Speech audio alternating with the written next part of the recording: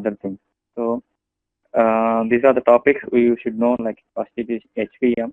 Today I will try to complete it, and tomorrow TDP, tariffs, duties, and permits, and transportation distribution we will do in the weekend, Saturday, and TSW will take on Sunday, and we'll see how it goes. Then we can go to this rest of the topics like MAP, SSR. As I said, I will give the I will give you one video. Some 10 videos are there from YouTube. That is not by me, but that is very good videos. I can share to you the links.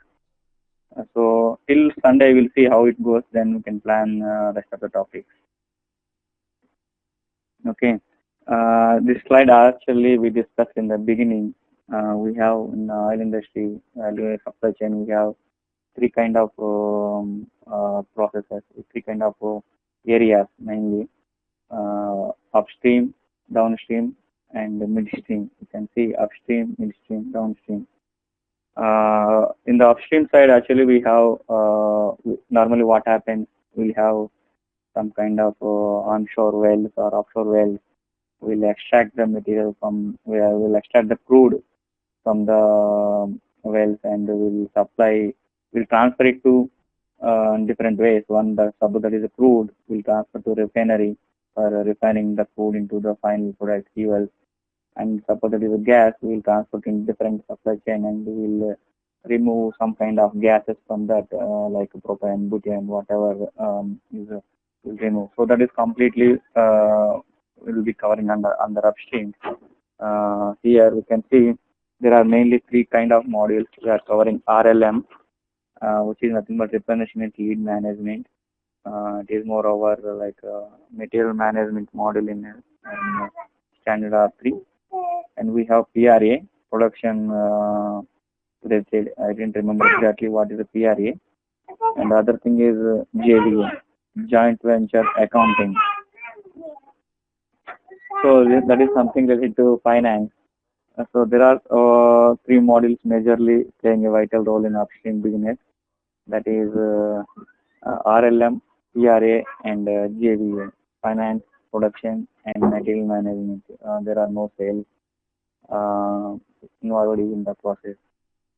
And when we come to the midstream, the process like transferring the crude into the refinery, that will be calling upstream. There are no such a process or SAP in SAP to cover this midstream. This is just like a more of a process related. For example, if you take crude, once it is coming to refinery, here we'll have some processing units. We'll refine the crude into the final product fuels, and we can supply either to retail business or we can supply to our own customers. In between, we have packaging materials. So all this retail business and selling to our customers, so all will be covered under downstream. So this is already we discussed earlier, but let us recall once again. You can see here, top left side column. You can see how you can see what are the SAP core is required for to continue our oil industry or gas industry business processes.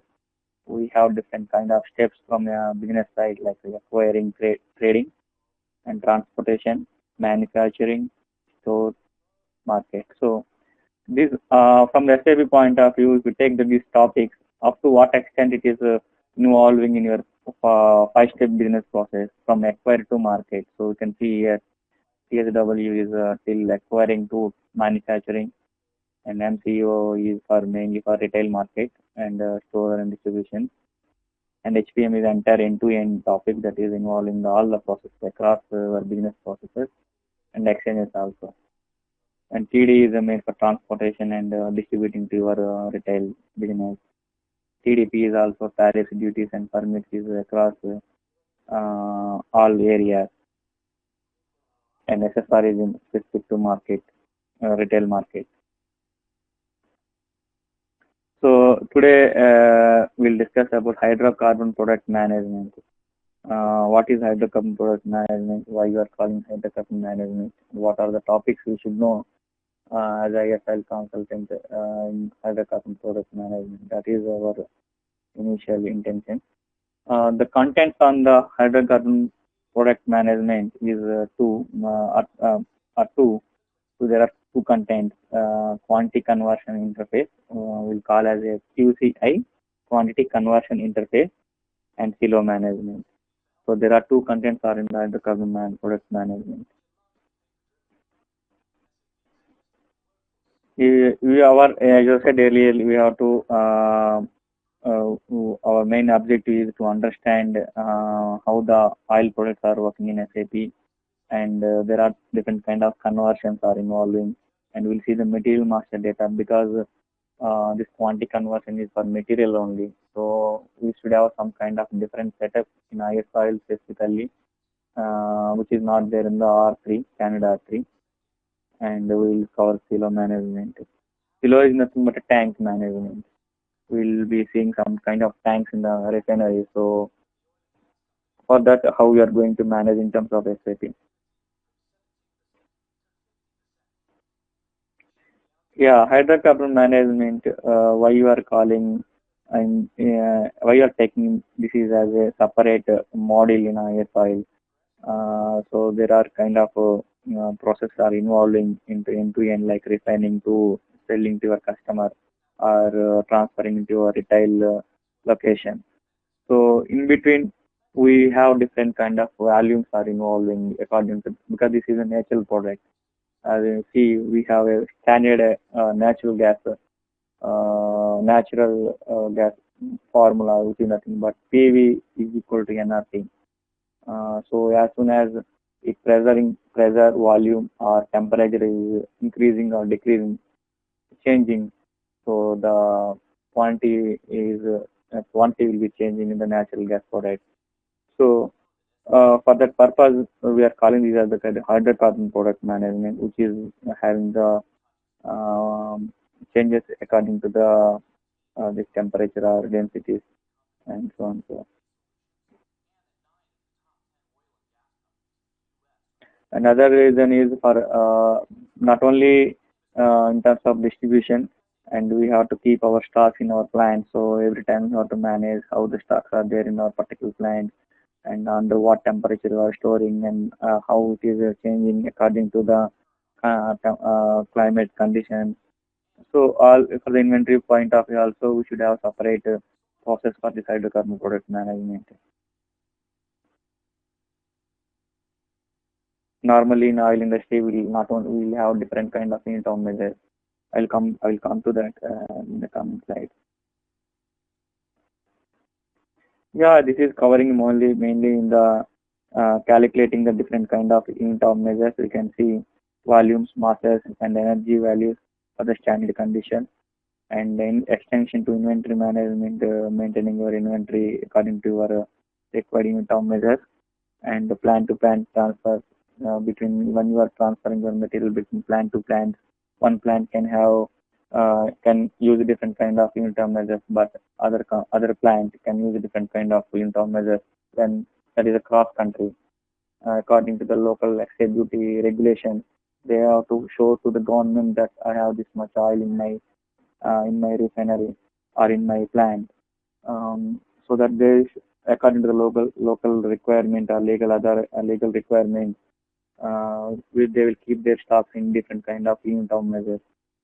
So for that purpose also we'll use this HPM and silo management, which is nothing but our tank management to see what is our physical inventory in that particular tank. There are different kind of areas it covers this topic HPM. In the HPM, we have two kind of conversion: static conversion and dynamic conversion. Normal R3 is covering only static conversion. With any SAP module, material management, material master data, normally during post-post issue or post-post receipt, we have only static conversion. But in oil industry, we have dynamic conversion. And let us see what is static conversion, what is dynamic conversion.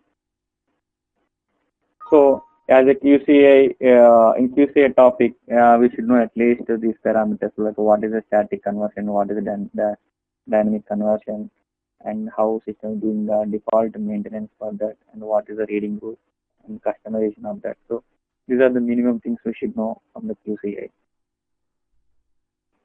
Static conversion, normally it is a standard one, wherever you see normal products are thing other than oil and gas and chemicals and all other business. What we'll keep is we'll have direct measurement. If I take 1 each is equal to 1000 liters, for example, or 1 kg is equal to 1000 grams. So this is straight away conversion. There are nothing in the background. There are no such kind of programs or calculations or formulas or behind to give this value. We will enter in the system telling that okay, this is straight away or this is the direct conversion.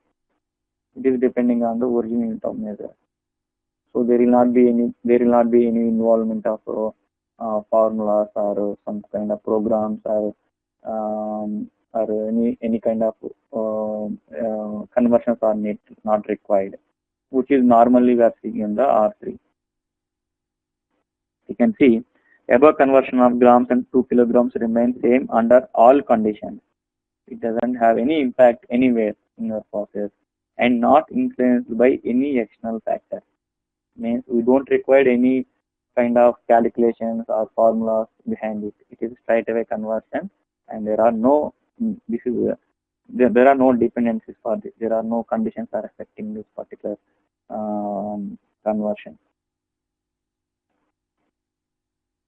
So normally, if you see any material master data under unit of measures, you can see normally we will maintain like this: 1 kg is equal to 100 grams, or 1 each is equal to 1000 liters. So if you have any material master data in your any business, you will tell okay how you want to keep your material, what is the conversion normally, because sometimes customer can place you in tons, sometimes the customer can place in kgs.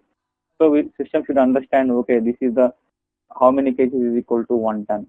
That's conversions will keep in the material master data, which is static conversion. Dynamic conversion is only happens in SAP. ISL and gas for natural products. When conversion value depends not only the original unit of measure to the converted, it is also having some other factors. That is called dynamic conversion. In case of hydrocarbon materials, conversions depend on the number of factors like temperature, pressure, and density. The simple formula is PV is equal to nRT. So for that, SAP IS Oil and Gas provides conversion routines, which is nothing but above code a program with conversion routines which carry out the complex oil and gas quantity conversion. So what SAP is doing is they are providing some kind of background routines or programs. So in the program they will build up the formulas. Okay, this is the value and convert this, use this formula and get the values and give the final value. So that is some kind of background functions are involved in to have this dynamic conversion. Definition, this is already covered. So why we need dynamic conversion? That is one thing we should know, because we know what is the dynamic conversion, but we should know why it is used in the business. It will allow you to understand the various kind of temperature, because this is a natural product. We don't know how it will behave in different kind of temperatures. And the other thing is, main thing as I seen is excise duty purposes. Normally, if we take any suppose one country is one normal oil companies will operate in across world. If I take for example Pakistan has to pay excise duty in BBL barrels, but UK has to pay in some L15 liters at 15 degrees. So there are no standards in local government to pay the excise duty for oil products. They will keep some kind of standard unit of measure so that whatever goods they issue or whatever goods they receive, so that formulas based on the the excise duty payment based on certain unit of measure according to the country to country. It can be same for 3 countries, but sometimes it may vary. Let us take one material XYZ for example.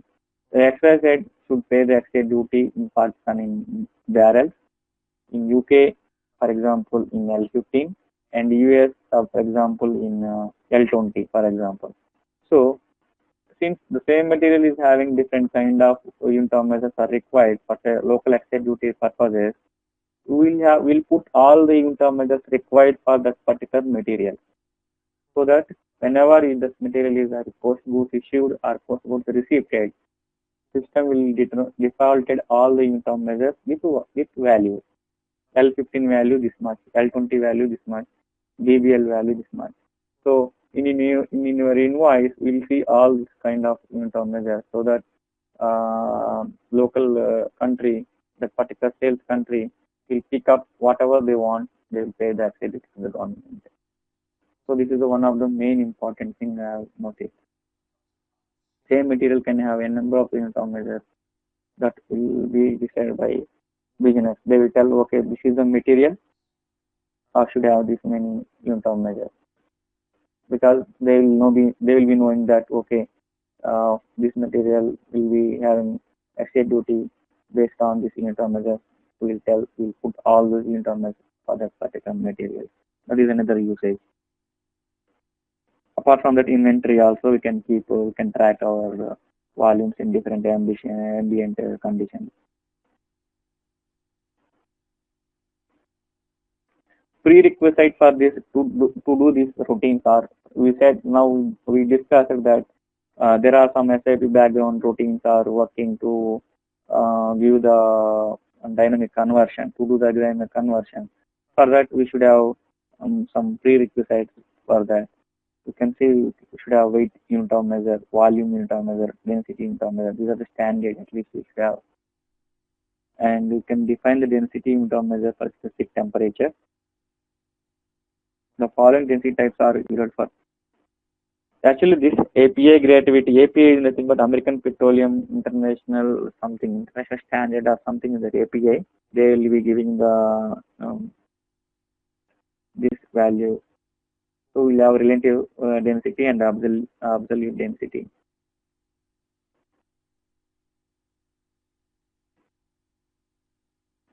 After this QCI, I will tell that how it works in real time.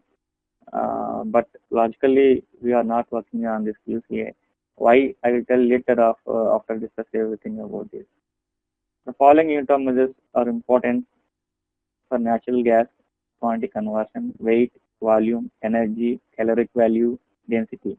So this is just for your awareness. What are the prerequisites for gas quantity conversion? This is for oil quantity conversion.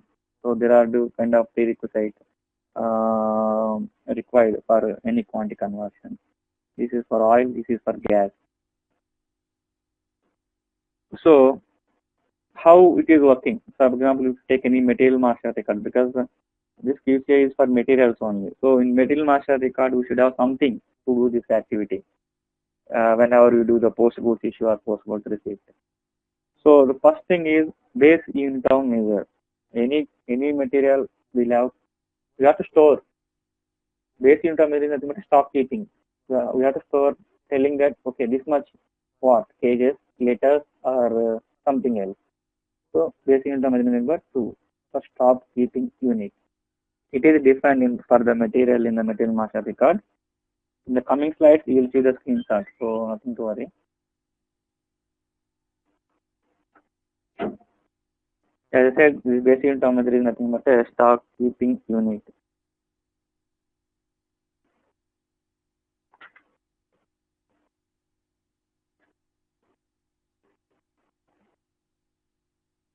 It is very important to choose a standardized unit of measure at the base unit of measure. So we'll have some, at least we have to keep some standards telling that this is the material, this is my base unit of measure. I will have the stock based on this. Of course, we can have a number of additional unit of measures, but this is the main thing we can have. Assigning a conversion group.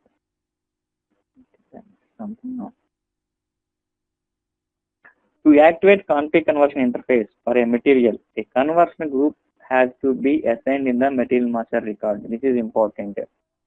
Where to start your QCA for your material is, you should have conversion group in the material master data. I will show you.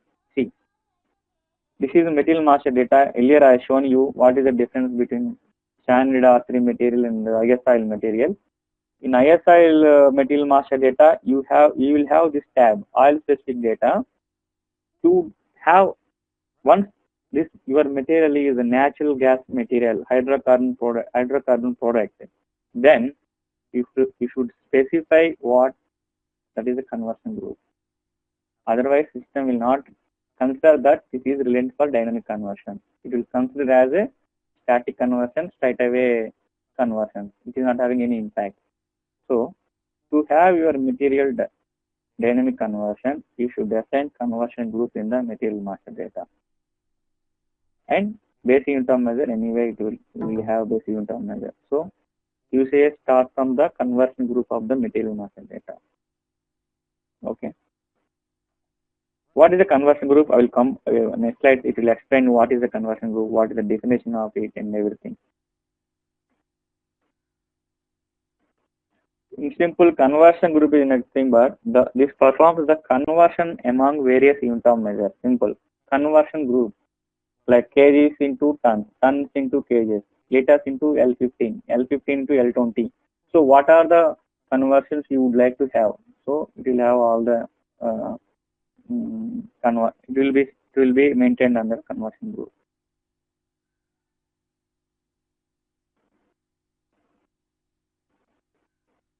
And apart from that, we have unit of measure group. You can see here unit of measure group, which is nothing but, for example, for this material, I want to have L15, L20, kgs, liters, and BBL. For other materials, XYZ material, I want to have, apart from this 5, I want to have something BBX also. So, you will group the unit of conversion, unit of measures, you will group them, you will assign to material master data. So that as soon as this material is placing in any stock movement, system will understand what all the unit of measures should be converted. So that based on the conversion group, it will be converted. So each material will have a unit of measure group, which will indicate that what unit of measure should be converted, and that will be performed by the conversion group.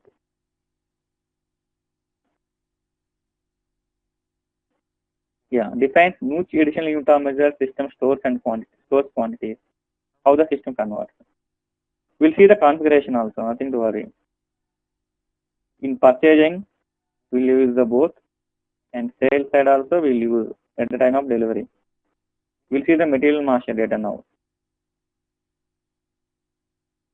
Setting up a material as oil material, as I said, conversion group is important. And how to set up your material is based on, I said earlier, I have shown you also, if you are creating any material master data in oil industry, industry sector will be oil industry, and material type will be trading goods. So that we'll have oil specific data type. There you will maintain the conversion group and these things. You can see unit of measure group, conversion group, parallel inventory. Parallel inventory means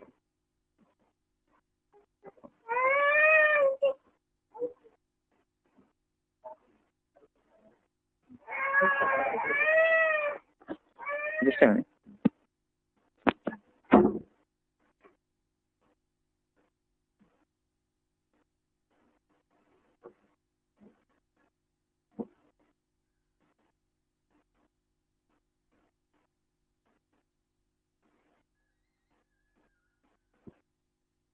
Okay. If you understand the material master data, it is more enough. So try to understand the terminology. You are nothing to bother about the configuration for this. I will tell why configuration is not required. But for the front end, you should know front end. You should know this terminology at least. If anybody asks anywhere what is about quantity conversion and how it works, you should know conversion group. You should know unit of measure group, and you should know how the conversion happens and how the material management differs from the standard R3. So this is the main thing we should understand. And there are some kind of other terminology like a reading group. I will tell what is a reading group and everything. I can show you also. After discussing everything, this topic, UCI, I will tell how it works by taking one example. Okay. See, if you are getting any material master data, industry sector would be oil industry, material type would be trading industry. So that we will have oil view like this. First thing. Then, an extension of inventory management of the material document, several unit of measures. So we'll keep the parallel inventory. That is called parallel inventory. We are keeping the stock in several unit of measures. As part of that, you can enter several standardized quantities in your documents like post goods issue or post goods receipt.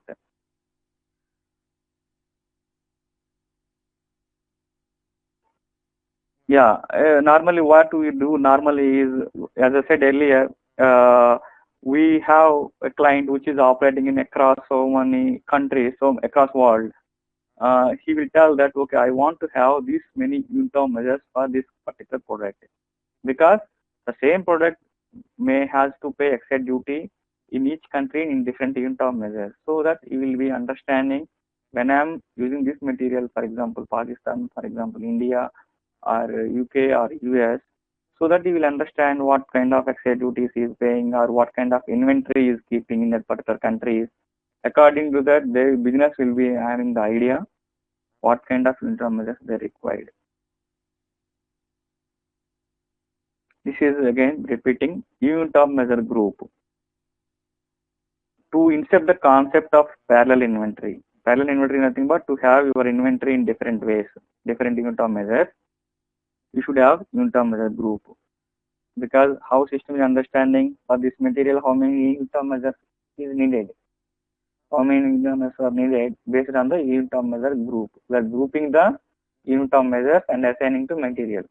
So that as soon as this material is being used, those assigned unit of measures are shown in particular documents. That is the first thing. Then, how unit of measure group is customizing. If you go to path, I can show you this path. I think after this, if you go to this path, SAP has given the standard for country specific, and you can see unit of measure we are keeping like this. Unit of measure group entities, KGs L20, L15, L12, L15. For example, if I am maintaining EU1 for this material system, whenever this material is being used, I can have KG L12, L15 in my invoice level and material document, which is nothing but a post goods issue or post goods receipt document.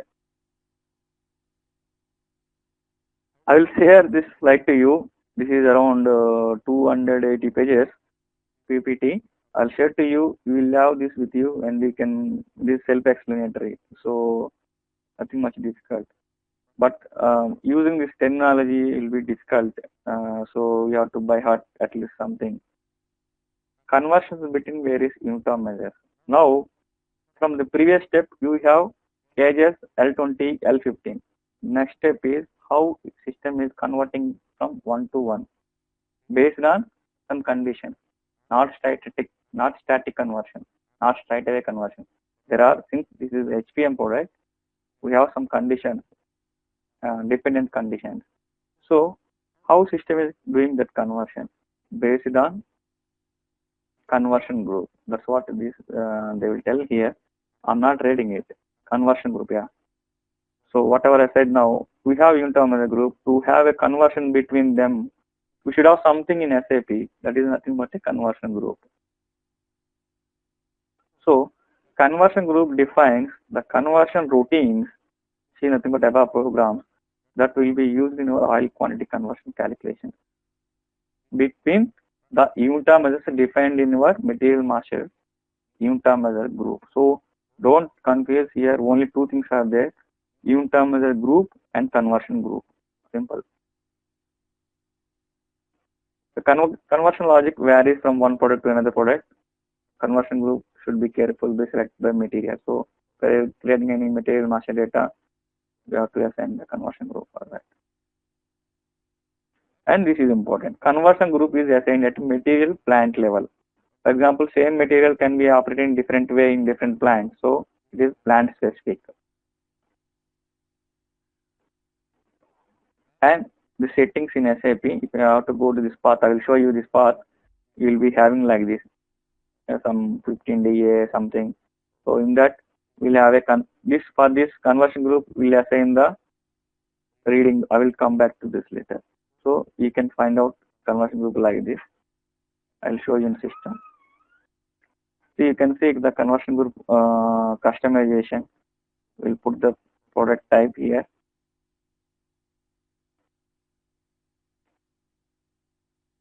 Just have a look into this slide later on, like what is the base temperature and what is the volume, base temperature, volume in unit. So we have to just make sure those things.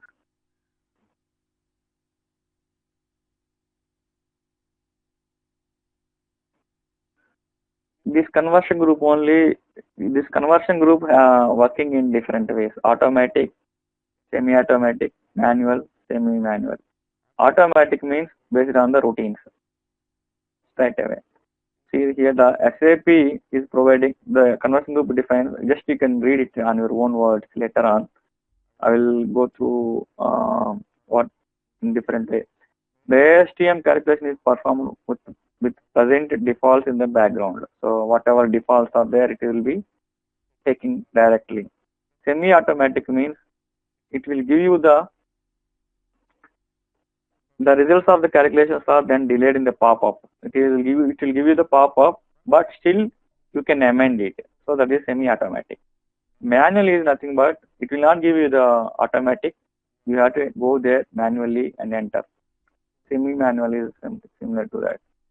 So the conversion group performs in SAP in 4 ways: automatic, manual, main thing. Forget the semi-automatic is not much. So automatic, manual, you have semi for each step.